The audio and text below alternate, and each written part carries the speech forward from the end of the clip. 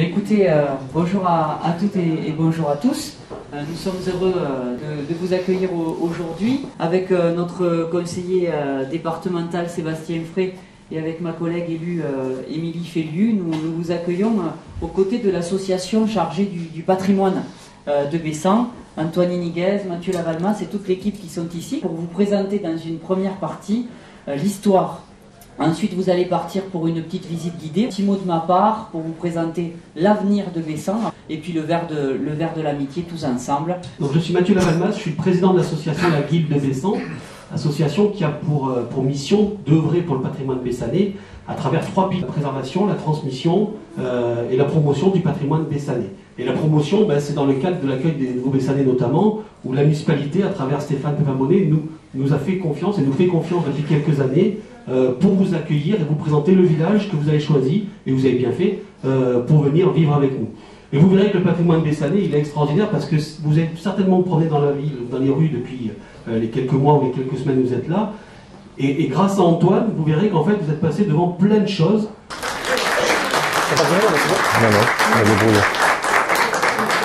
Donc, Bessan, c'est évidemment voilà, une mairie. On est dans une extension de cette mairie. Vous l'avez vu, peut-être, elle est juste à côté. Bessan, entouré donc, de la commune de Vias, Agde, Florensac, Saint-Ibéry et Mont-Blanc. Et un territoire qui est, comment dire, arrêté, je dirais, par le fleuve. Et Bessan, qui n'était pas positionné à cet endroit-là au départ, puisque les fouilles qui sont faites régulièrement chaque année à la Monadière, la Monadière est ici, vous voyez où il y a le D, ici, avec ce petit promontoire, très proche de l'Hérault, séparé par un ruisseau qui s'appelle l'Ardaillon, qui était en fait un bras de l'Hérault, du delta de l'Hérault. Donc Bessan s'installe ici, mais les fouilles qui sont faites montrent que donc l'homme a choisi quand même de s'installer ici depuis fort longtemps. On parle de l'époque grecque, du 6e au 4e siècle avant Jésus-Christ. Donc les vestiges qui sont sortis actuellement montrent que cette population-là, qui faisait des échanges partout en Méditerranée, a choisi à un moment donné de se positionner ici judicieusement. Pourquoi? Parce qu'on est sur une voie qu'on ne voit pas sur ce plan, mais qui est définie par les historiens et qui s'appelait la carrière mercadale, la route marchande. La route marchande, c'est une des plus importantes routes.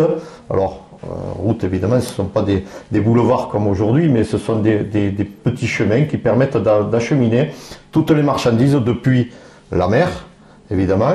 Ici, on pense que c'est à peu près du port de Port-Iragne, que ça montait directement vers donc un site qui est un petit peu plus bas qui s'appelle Touroule, et à partir de Touroule donc une bifurcation qui partait vers Coussergues et les Garrigues, et qui était le chemin poissonnier, le Camille Pessounier, chemin poissonnier. Donc toutes les victuailles venant de la mer partaient dans un sens comme ça, et la carrière mercadale traversait, donc apparemment descendait sur Bessan, traversait et montait droit vers Saint-Ibéry, Pézenas et montait vers le centre de la Gaule.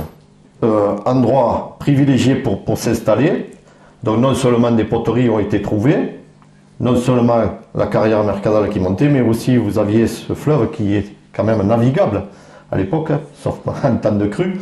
Et vous avez ici un port qui est organisé très tôt et qui permet là aussi d'échanger par cette voie, de pouvoir les amener sur ce qui va être plus tard Bessan.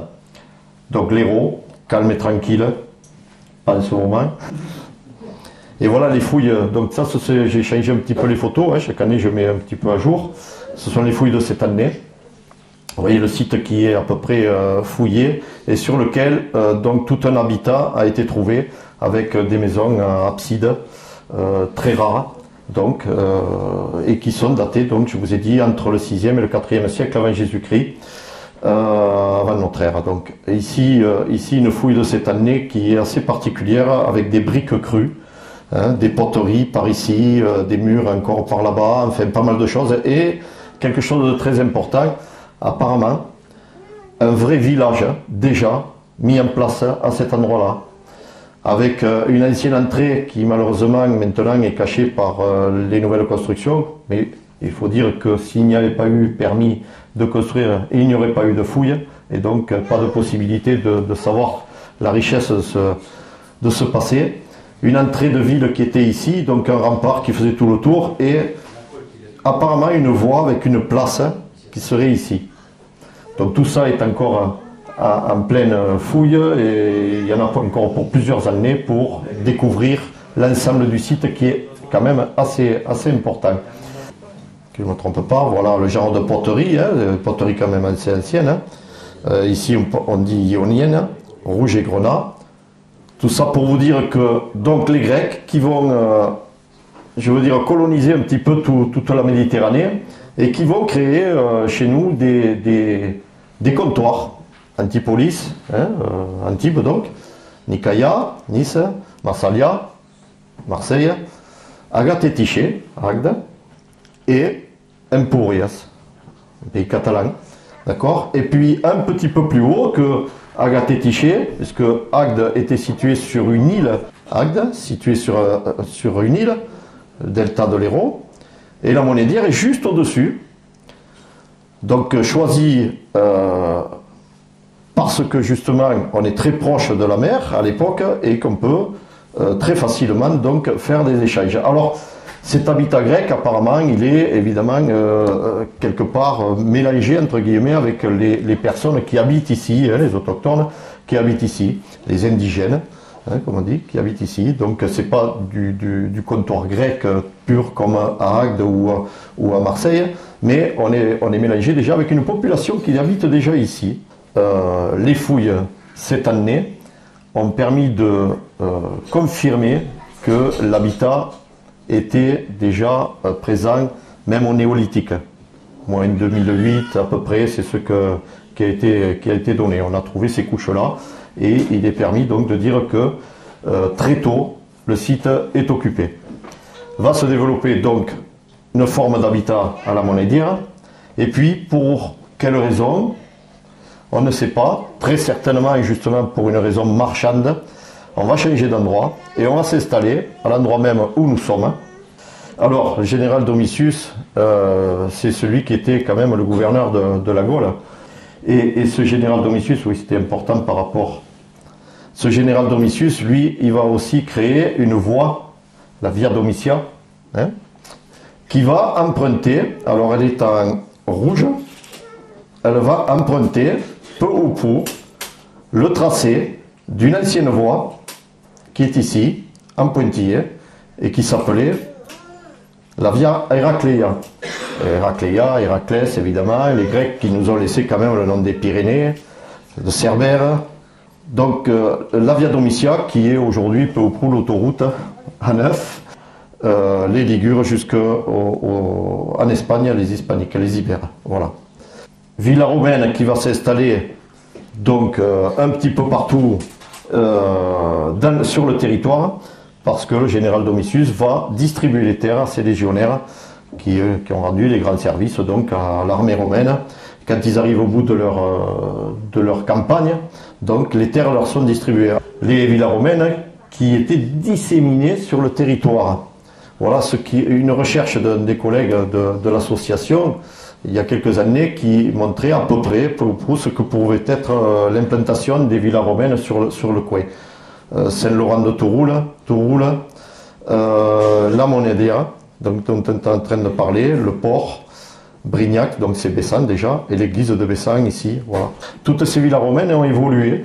Certaines ont totalement disparu, comme c'est le cas apparemment sur la Monédière, comme c'est le cas apparemment sur pas mal d'endroits, à Saint-Laurent de Touroul. Mais d'autres ont évolué en campagne, qu'on appelle tout simplement, pour faire de la production agricole. C'est le cas des castanes, notamment, de la Vière, de la Guinarde. Et donc va s'installer un habitat qui va être regroupé selon la forme d'un castrum. Voilà Bessan. Alors là, c'est un plan qui a été repris sur le tracé de la route entre Bessan et Agde en 1775 avec des propositions de tracé en 1771. Et donc on peut imaginer que ce plan de Castrum était déjà valable et existait déjà un petit peu avant. Celui-ci est intéressant parce qu'il porte quand même des dimensions en toise 24, 44, 81 qui nous permet quand même de définir où étaient à peu près les points stratégiques, je dirais, de ce castrum. Alors castrum, qui veut dire agglomération autour d'un château, château de Bessan qui est nommé dès 1134 déjà, on sait qu'en 1219 il va passer dans les mains des nouveaux conquérants qui viennent combattre les Cathares. Hein, notamment Amaury de Montfort, fils de Simon de Montfort. Et donc, alors château, il ne faut pas voir peut-être château avec les tours comme on peut voir ailleurs, mais très certainement la grosse maison seigneuriale qui est présente et on vient construire tout autour, on vient s'agglomérer tout autour. C'est ce qu'on appelle un castrum. C'est un castrum. Tel qu'on le voit, un petit peu difforme, qui est composé d'un bourg assez important, apparemment déjà 1100 habitants à l'intérieur des murs, et puis un faubourg qui est à l'extérieur, ici, là, qui est donc en face, là, si vous voulez, après la Grande Rue. Il y a déjà un faubourg qui existe, qui nous fait poser des questions, à savoir si la muraille, la première muraille de Bessan englobait ou pas ce faubourg ou pas.